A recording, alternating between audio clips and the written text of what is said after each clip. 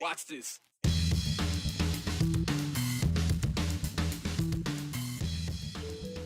More happenings at the Idaho State House, and you better believe we're going to talk about it. Today, the focus is on a couple of election-related bills. One wants to remove money from them. The other wants to remove days for them. It seems like forever ago we were talking about Idaho's first and only arrests for violating a mask mandate. Well, it's taken this long to learn those arrests weren't warranted. Thinking about going into real estate? Well, now's your chance because Boise is about to be on the map, or the board. A monopoly board, to be exact. And who's buying Baltic Avenue? And where would that be? Idaho's elections and the integrity of them was a focal point, a major focal point of the 2022 campaign season. A whole lot of hand-wringing despite little to no evidence we needed to be concerned. Yet heading into the 2023 legislative session, there was expectation we would be seeing a bevy of ballot-related bills. And we are. A pair of them were brought forth today. One of those having to do with private money being used to pay for state and local elections. So, Chief Political Reporter Joe Paris, is this something Idaho has to worry about? Well, Brian, I want to be very clear. The answer to your question is no. And I heard some chatter about this today and wanted to explain the proposed law and why it's being talked about by lawmakers. House Bill 11 very simply prohibits the state of Idaho from using private monies to administer an election. And previously, lawmakers did a prohibition on that, but it only applied to local governments. Now, you may be asking at home, is this something that's been done in the past? Does the state of Idaho get offers or get private money to run elections? The answer is no, but there is one single instance where private money was used recently. And Secretary of State Phil McGrain, who spoke on behalf of the bill in committee today, he explains the controversy that they're working to avoid. One you may recall. All of what House Bill 11 stems from is during the 2020 election where we were in the thick of the pandemic, absentee balloting was off the charts. There was some private grant money that was used to help pay for PPE, help pay for some additional pay for poll workers and other things that was used across the country. That raised a lot of questions about the funding of elections and whatnot. It's very simple. Elections really are, at their core, a government function. And simple, House Bill 11 says that it should be paid for by the government, whether that's by the local government, by the state, or the federal government, that our elections should be just solely contained within government functions. And so this bill was just a simple cleanup bill to make sure that that happens. So, to be clear, Mr. McGrain says that he thinks private money has no business in elections, so you won't be seeing the Idaho election season sponsored by Coca-Cola. McGrain says this is something that can break trust in the very system itself. Absolutely. One of the biggest challenges we have right now is building confidence and trust in our elections. And if there's any notion that somebody has undue influence somehow in the process, that is a real concern. And so what this bill does, it just closes one spot in the law to say, you know, we shouldn't have an election sponsored by Coca-Cola or some other brand or anything else. Not that we ever would, and not that it has happened. It's just one of those peace of mind to give people confidence in the process. So House Bill 11 passed to the full House, and there's a great chance it'll end up on the governor's desk in the coming week. So before you get confused on that one, that's all House Bill 11 is all about. Now, another piece of election legislation being talked about today in the same committee, a little more controversial and drawing some great discussion. House Bill 58 aims to remove March and August elections for school bond levies and instead consolidate those into May and November election cycles. So two different camps on this one. Some believe that the March and August school elections are obscure and not publicized well, so if you don't have a kid in school, you may not know what's going on, that they're having a vote on bonds and levies that could increase taxes. They also come with the cost of running more elections. Now, others argue that getting rid of March and August elections will result in important bonds and levies getting lost on the ballot during busy political cycles, and that those levies and bonds, they're crucial to just keeping schools running well. Both sides spoke out in public testimony, but first, let's hear from Jeff Dillon, superintendent of the Wilder School District. We believe in the Wilder School District that, number one, we get lost in the narrative of the ballot in November. We believe this situation leads us to have a very visible and transparent opportunity to meet and be visible with our community. So we could be the only item on the ballot. So we have the ability to communicate specifically the needs that we have for our special education students and the career technical needs that we have in our community. The point that maybe hasn't been conveyed enough here today is the money savings that cutting out those extra elections has.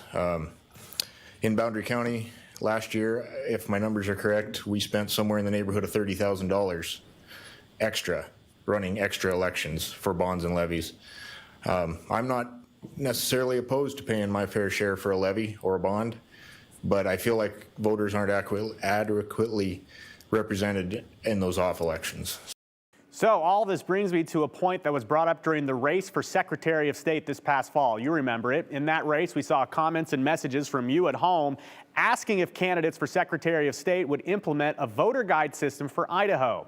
Voters for years have been asking that the Secretary of State's office publish a guide about issues and candidates like many other states around us already do. Well, to debate on school elections and the cycle, Secretary McGrain has this note for you.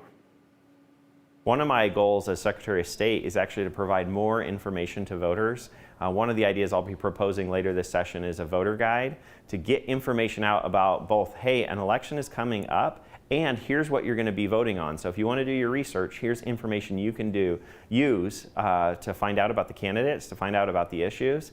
And that was one of the key things I heard in today's debate, was a combination of turnout, but also information and education. There was a few citizens who testified and said, we need to make voters informed about what's coming up, and hopefully as Secretary I can help participate in that.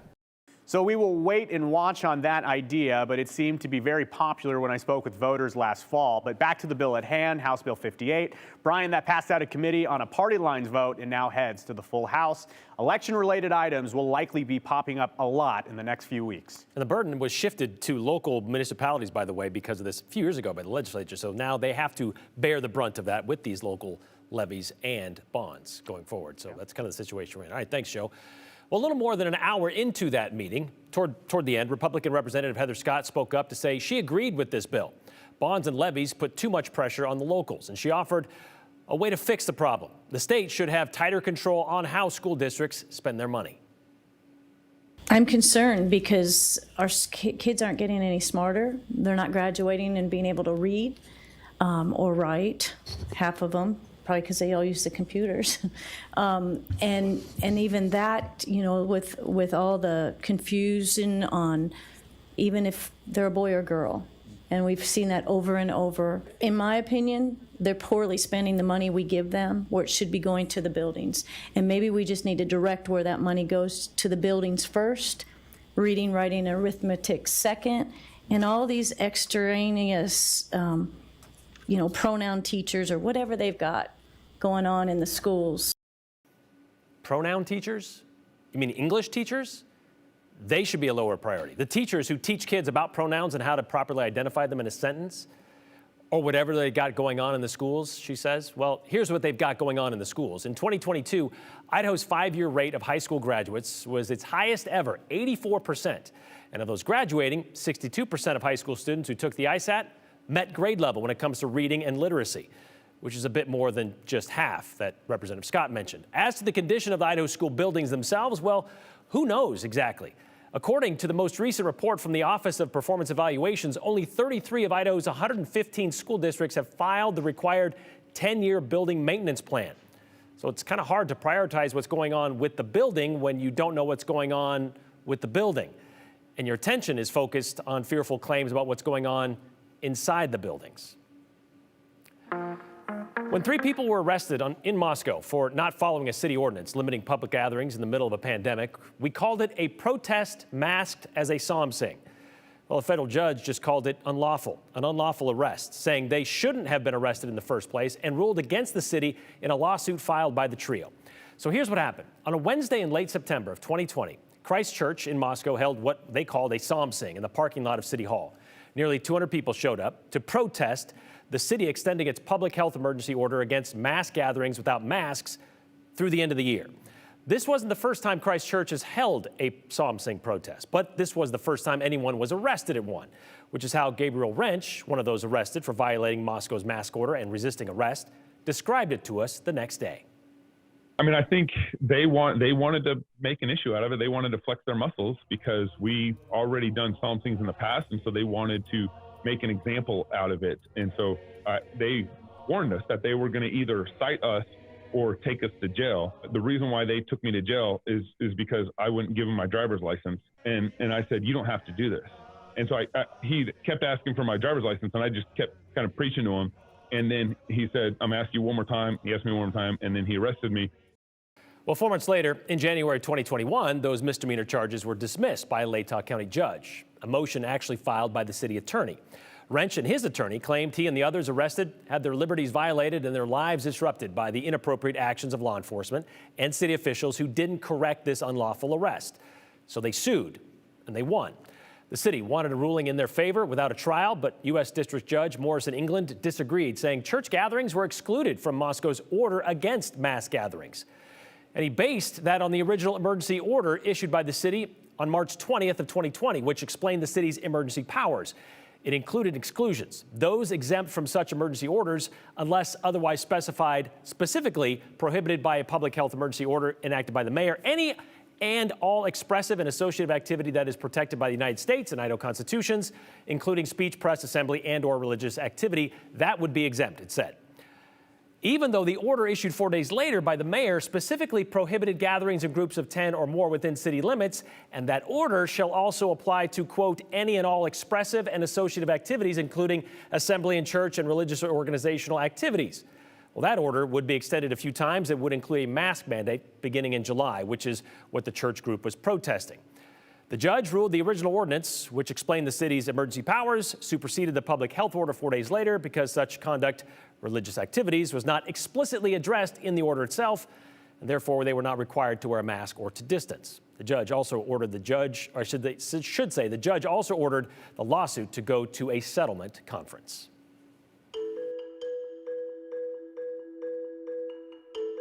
Roll of 3, and to Hyde Park on Blue, or maybe it's Warm Springs.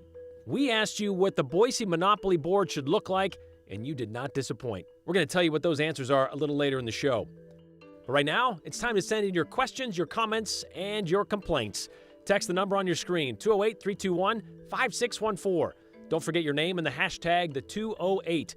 Keep them clean, keep them clever, and keep them concise. That way we can share as many as possible at the end of the show.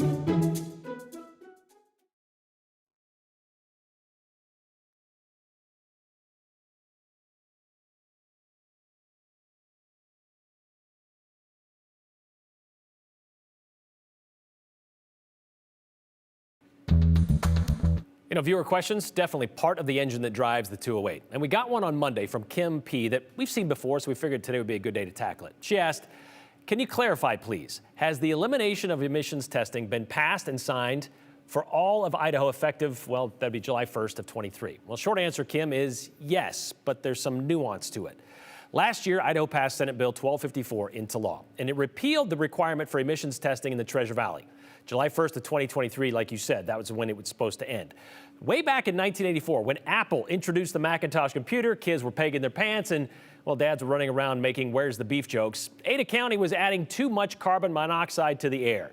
So it began its emissions program to help with pollution.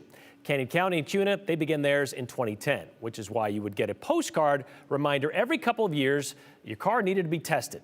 But according to Bill 1254, because modern cars are made to make sure emissions are low, well, that program is no longer effective. So beginning this July, cars, well, they won't have to have their emissions checked. However, there is a contingency to this. This is contingent on Idaho's Department of Environmental Quality, the DEQ, coming up with a plan to show getting rid of emissions testing won't pump up the pollution. And that plan has to be approved by the Environmental Protection Agency. So the EPA has to get the okay to the DEQ, or drivers will be SOL, as they say. And we will continue to get notices of needing emissions testing. Either way, if you have gotten a notice in the last month or so, you're still required to get your car tested until July 1st. And if you don't, yes, ITD can revoke your registration. So if you live in the Treasure Valley and drive a car that was made before, or after, I should say, 1981, or you drive a diesel truck that is 5 years or older, you still have to get your emissions checked until at least June 30th.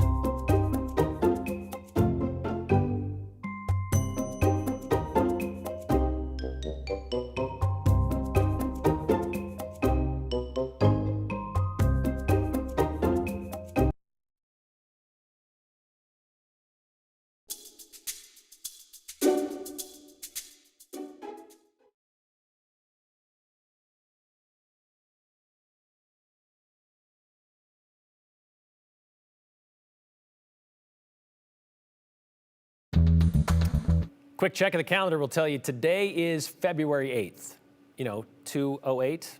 Good reminder of what this show is about. The people and the places that make Idaho, Idaho. Well, one of those places is about to be the focus of a new City of Trees-centric board game. Top Trumps announced they are going to be releasing a Boise-based or Boise-themed Monopoly board, packed with the locations and landmarks that are, well, unmistakably Boise. And they want to have help from you to know what these places should be. And if you're like me, maybe you immediately thought, okay, we already know what's going to occupy the high rent spaces, right? Where would Boise's Boardwalk and Park Place be? Then on the flip side, or just after you pass go, what would be the Boise equivalent of Baltic and Mediterranean avenues? To ask about these places, well, Andrew Bartline took it to the people. Reputations tend to follow you.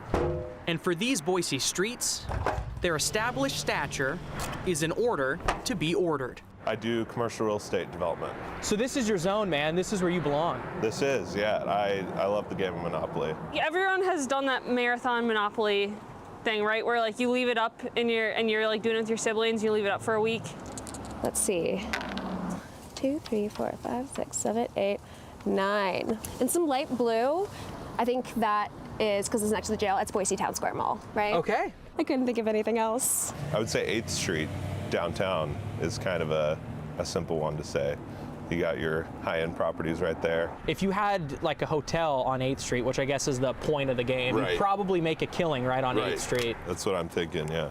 I mean, the Penguin has its straws too, but yeah, let's take the duck. Okay, go ahead, give it a roll, and let's see what you end up doing. Okay. Perfect. 5.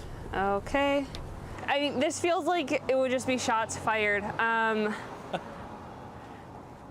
Gosh, it has to be one of those. It has to be a dive bar off of State Street, right? You think so? I don't even feel like I can put a name to this because that feels rude.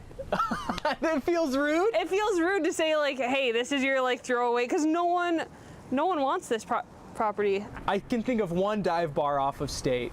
We can compare offline. Okay. Come up with something more creative. Okay, that's a 10. Okay. 1, 2, 3, 4, 5, 6, 7, 8, 9, 10. Okay, this is kind of like middle tier property. What's speaking to you? The bench. Let's call this, I don't know how to spell Kootenai, so I was gonna, that street. I'll do railroads here. I think railroads should be parks because you got to incorporate the park somewhere. What parks come to mind? I mean, you got Ann Morrison is obviously a big one. I think that's one of the more valuable parks. Okay. Oh, that's a little more respectable. So that's 10, 11. Electric company. Well, that's easy. Yeah, that's Power. Idaho Power. 1, 2, 3. No way. 5, 6. So that's a gimme. That's easy. That's easy. Boise Depot. Bingo. But there's 4 railroads. What would you do with the other 4? Well, one of them's on Vista. One of them crosses.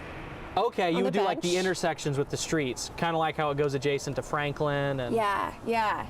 I don't even know what St. James Place is. I think that's just a street, isn't it? Fine. So can I just do Eat Street?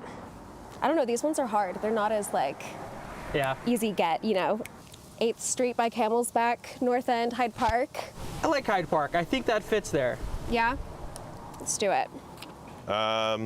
Light blue, I'm going to say Collister State. We'd say that. Boise Monopoly Board. Would you be a customer? I'd probably be a customer, yeah. Just because it'd be something awesome to have on the shelf. I mean, you could make it like a date night game. Like, where are we gonna go? Roll the dice. That's a good use of it if you don't have time to play. Yeah. Oh, it's so fun. I think it'd be a perfect gift. Yeah. For like family members, and I could see this is something that our agency would give to like all of our clients because we love Boise-themed gifts. Top Trumps is a card company. However, Hasbro licenses them to create themed Monopoly boards, and the company is also looking for Boise-specific community chest and chance cards as well. A Boise Monopoly board puts the city in some big-time company. That would include Brooklyn, Kansas City, Scottsdale, and the company wants your community input as well.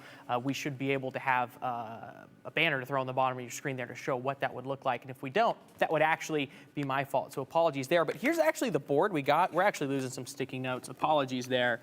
We'll do our best to show it to you guys. But there you are, Brian. Okay, so that's kind of what we're Boardwalk Park getting. Place. How was that? How did it not come up to be Warm Springs and Harrison Boulevard? How did those not get named? You'd have to ask them, Brian. I don't know. I didn't get their phone numbers. I'm going to put the Basque block kind of in the greens here. Okay. That's kind of the higher ends because that's unique, right? That's a good one, Okay. I think. I'm going to go there, but what should be purple but is now brown on this board. Don't understand why. I'm going to have the State and Collister. I'm going to argue that. I'm going to go Curtis and Emerald over here. That's what I'm Curtis gonna say. Emerald, that's Yeah. where you want the light blue to be? Yeah, I think that's where it's going to be. It's on Well, the bench. before we dig too deep, I do want to take a pause and give a shout out to some of my friends growing up. I played Monopoly religiously. And if you take a look here, exactly 9 years ago to the day, the very day, it was probably midnight, we played a 6-hour game of Monopoly. I'm going to say Logan cheated. He was the banker, but nonetheless, Brian, Boise Monopoly board coming soon. This is what it would be. I think it's great. You think it's great. And if you played a lot, you'd know those should be purple. No, this is beautiful. We're going to go right change here. It. Just change it. The Boise Monopoly. Boise Monopoly. That's it. Boom. It's official. This is the prototype. Pardon the crudity of our model. Exactly. We'll be right back.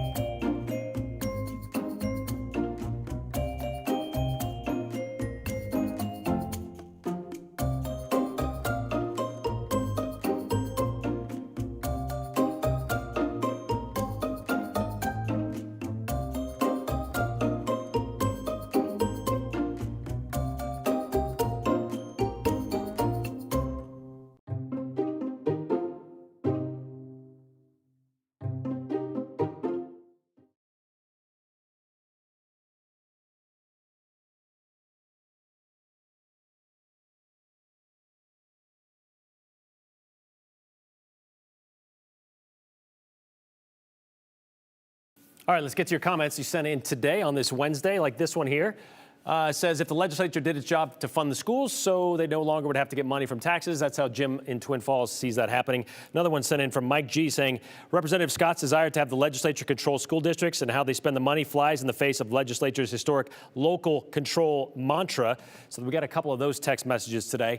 What about Phil's barbecue awards? Pat noticed those in the background of that interview. Yes, he is a very, very good barbecue and even a contest winner. So yeah, and somebody asked if that's a conflict of interest. I don't see how that would be a conflict of interest. He cooks for fun, right? Boise Monopoly game should have a potato as a game piece. That is correct, James, and maybe they will. I've got several suggestions for people popping in there. The bass block, as we mentioned, should be in there. Table rock could be in there. And you can't leave out the blue of Albertson Stadium, right? We'll see what happens when they get all their suggestions together. We'll see you tomorrow.